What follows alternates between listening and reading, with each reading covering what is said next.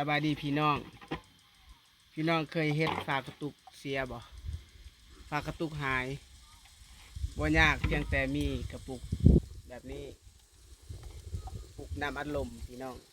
คันพี่น้องกินแล้วอย่าทิ่มเด้อสิเฮ็ดฝากระตุกตัวนี้แทน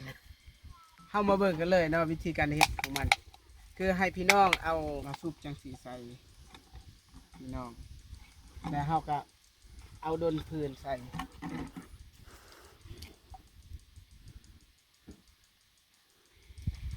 โอ้ยฮอดเนาะ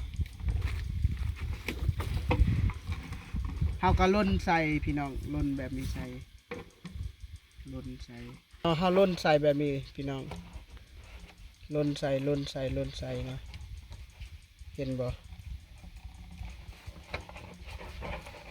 ใส่แล้วมันก็สิหัดเข่าพี่น้องหัดเข่าแบบนี้เห็นมันหดบ่พี่น้อง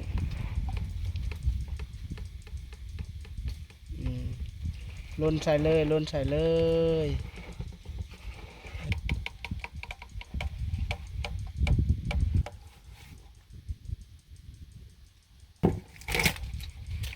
โอ้ยใส่บ่แห้งคือสิแน่นแล้วซ้ำนี้เนาะ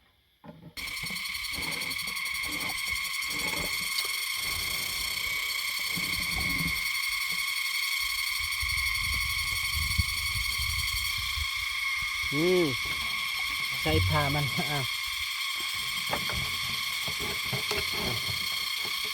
แน่นปึกเขากระอัดจังสิ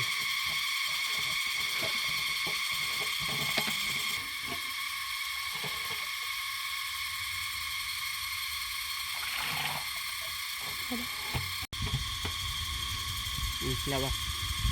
เขาก็ได้ผ้ากระตุกแบบนี้พี่น้องเขาก็อัดนะเห็นบ่